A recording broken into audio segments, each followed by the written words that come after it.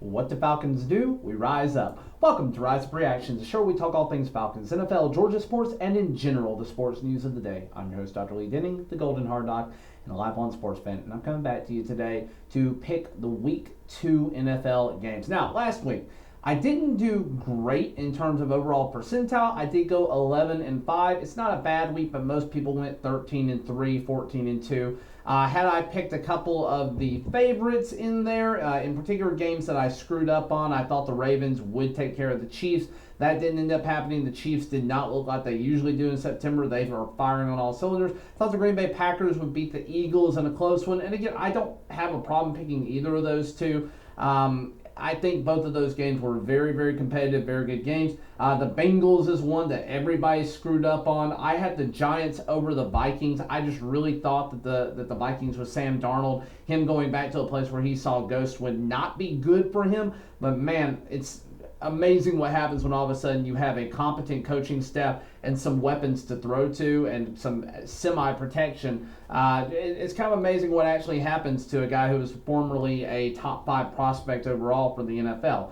So, we'll see what happens with them now. I don't know that they're going to be the worst team anymore. They've certainly played well against a bad Giants team. I think the Giants are now more likely to be a bottom 2, bottom 3 team. But we'll see what ends up happening. It's a long season, and I don't want to make too many overreactions to Week 1.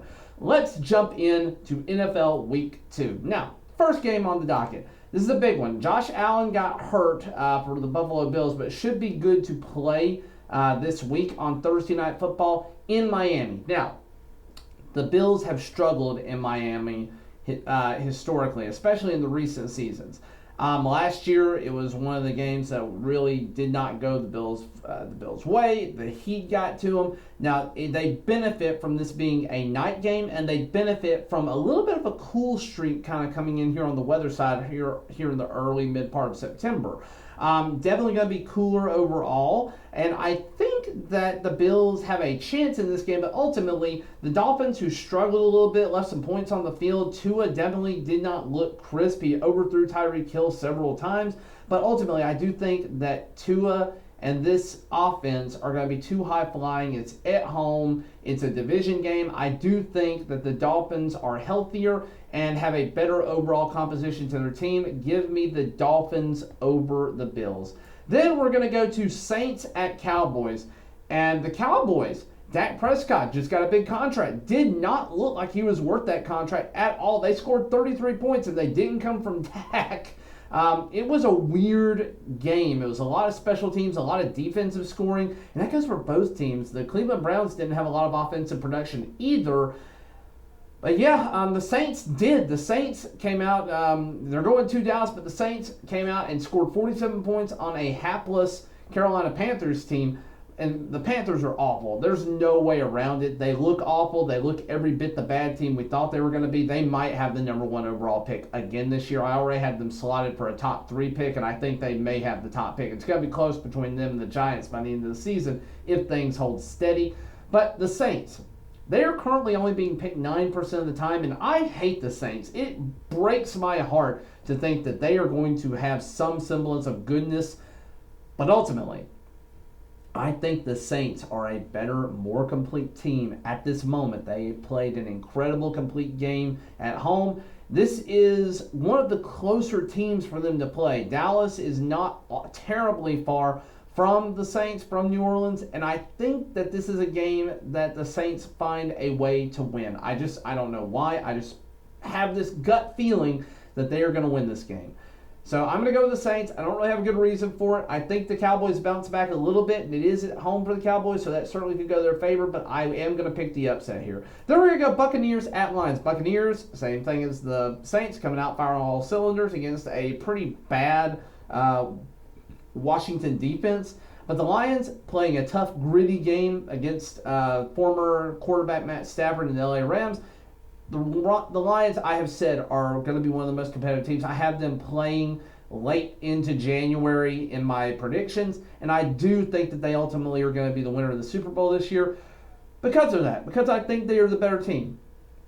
Give me the Lions over the Buccaneers, but I think this could be one of the more entertaining games, and it kind of sucks that this is a 1 o'clock slate. I feel like this should be a Sunday night football or at least afternoon slate to provide some better games here. Then we go to Colts at Packers. Now, if you had asked me a week ago, before the Jordan Love injury, I would be picking the Packers all the way here. I was not disappointed by the Colts, though. Colts ended up playing a very competitive game that they did end up losing to their division rivals, the Strouds.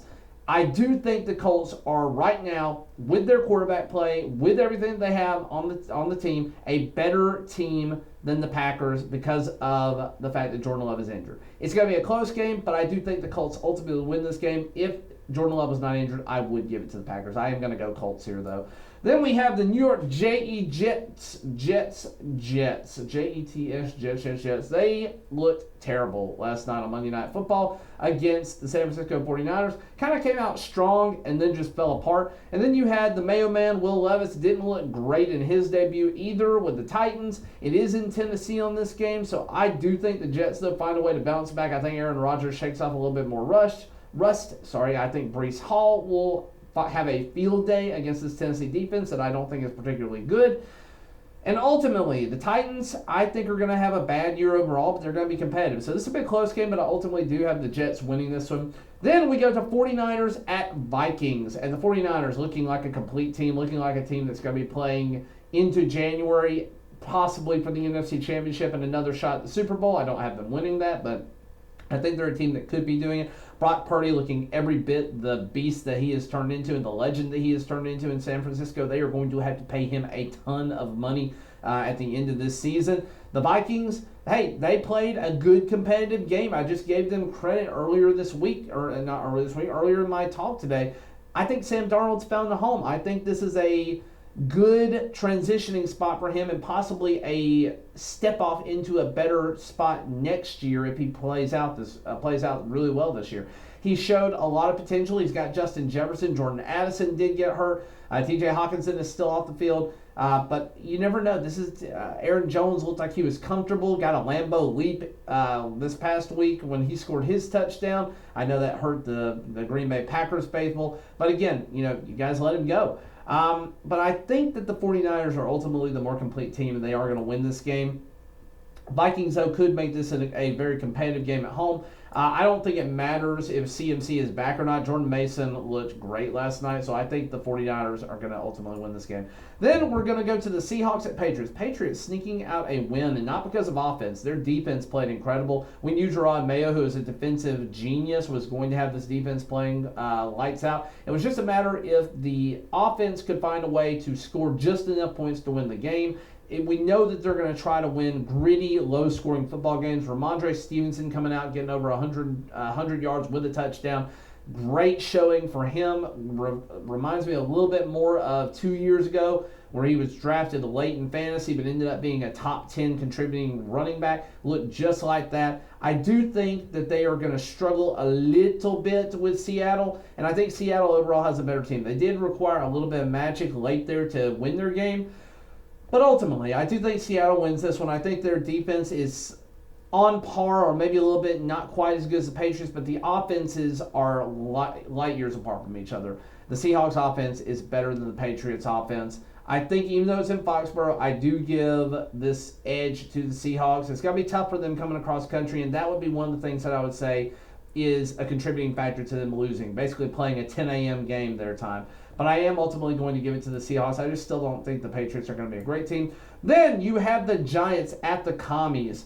Commies didn't look great, but you saw flashes from Jane Daniels, which is what you wanted to see. Their defense was terrible, but the Giants couldn't get anything going. They were awful from start to finish of their game. The Commanders I at least have a little more faith in, so I'm going to call them the Commanders for this one, pick them over the Giants. I don't have a lot else to say on this one. Then we have Chargers at Panthers. I've already talked a lot about the Panthers being a terrible team. Chargers, J.K. Dobbins, when he's healthy, he's great. He ended up being their leading rusher. Thought Gus Edwards would be that, honestly, because I thought J.K. Dobbins would get hurt in the offseason or in the first couple of plays, just like he's done the last few years.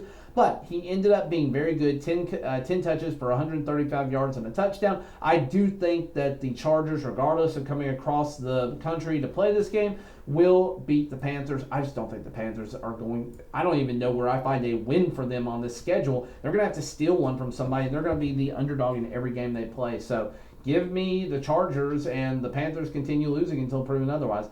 Then we have the Browns at the Jaguars. Browns' offense is awful with Deshaun Watson. He is nowhere near the quarterback that he was in Houston. And I'm not upset about it. I'm just going to be quite honest. I'm not upset about it. The Jaguars played a really competitive game against Miami, but ultimately could not pull out the victory. I do think the Jaguars are a better team overall. I am going to give this game to the Jaguars, and we'll move on from there. Excuse me, guys. It is early when I'm making these picks. Got to do it before work. So, then we have the Raiders at the Ravens. Very similar situation. Great defense, awful offense. Ravens, they had some weird game plans against the Chiefs, but still looked like a competent football team. Lamar Jackson is still Lamar Jackson. They need to get to running the football. They had a lot of runs with Derrick Henry early and then got away from that for some reason. It was working, and I don't know what happened there.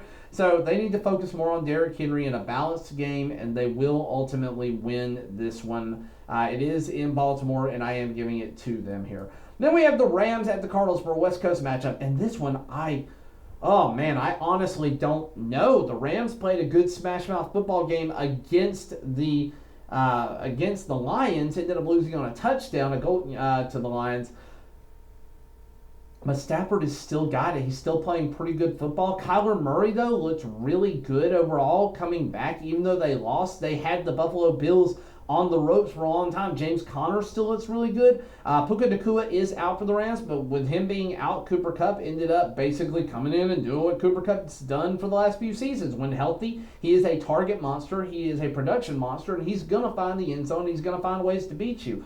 With that said, ultimately, I am going to give this to the Rams. I think the Cardinals, as I have said for most of the offseason, are going to be a tough out for most teams, but it's going to be hard for me to find a clear win for them. This could be one of them. I thought they had a good chance against the Bills, and we're certainly showing that in the first half of the game. I think they're going to play competitive, but I ultimately am going to give the Rams a close win over the Arizona Cardinals. Then we go to Steelers at Broncos. Neither one of these offenses are particularly good. Defenses are going to be great for both of these teams. Excuse me again. Ultimately, those Steelers, I do think, are going to come away with a win in this one. Mike Tomlin always finds ways to win tough, gritty games. He found a way to beat Atlanta, made big adjustments. TJ Watt is a beast, and I'm ultimately going to give this to the Steelers. It hurts me to say that, especially after coming off a loss. So then we have Bengals at Chiefs. Normally, if the Bengals had won convincingly in their last game, I would have picked them in this game. However, Patrick Mahomes and the Chiefs have not missed a beat from last year, and all they did was get a weapon in Xavier Worthy. I can't pick against the Chiefs right now. I'm going to pick the Chiefs. It doesn't mean that I think the Bengals are a bad team. I think this could be competitive, and the Bengals have historically had the Chiefs number in the regular season. It would not surprise me if this is a shootout, but I am ultimately going to pick the Chiefs in this one. Then we go to Bears at Texans. The Bears winning in the weirdest way possible. Defensive touchdowns and special teams touchdowns far out producing their own offense. I don't know what happened there, but I don't look for that to happen again. The Texans firing on all cylinders, playing a pretty complete game. Defense is a little shaky, but they were playing a good Colts team. I'm ultimately going to give this to the Texans. I don't think it's going to be particularly close. I think they're going to regret putting this game on Monday Night Football. I think it should have been one of the 1 o'clock games instead of Buccaneers-Lions. I think that should have been Sunday night. But yeah, ultimately I'm going to pick the Texans here. Then we've got the game that everybody wants me to talk about from the Falcons Nation. We have the Atlanta Falcons at the Philadelphia Eagles for Monday Night Football. Now, this is the Falcons' first trip to prime time in over a year. And I was hoping that we would be 1-0 going into this game. I needed to see something from the Falcons. I needed to see Kirk Cousins not look like a statue in the pocket. I needed to see mobility. I needed to see arm strength.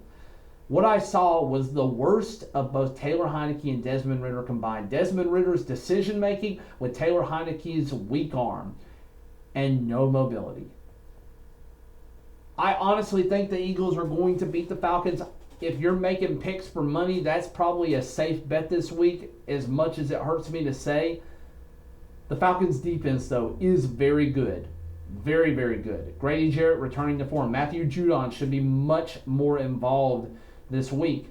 Our secondary looks great with one glaring exception. You got to play better, A.J. Terrell. You've got to play better. You got beat by George Pickens. You've got to play better against A.J. Brown. That's who you're going to be shadowing, and he is a better receiver in all aspects of the game. So, I am going to pick the Falcons. I will not pick against them. I have hope. I need to see more. And if we lose this game, I'm still going to pick us next week against the Chiefs just because I want us to win, and it would thrill me to do it, and I'm going to be at that game, and I can't pick against the Falcons this early in the season.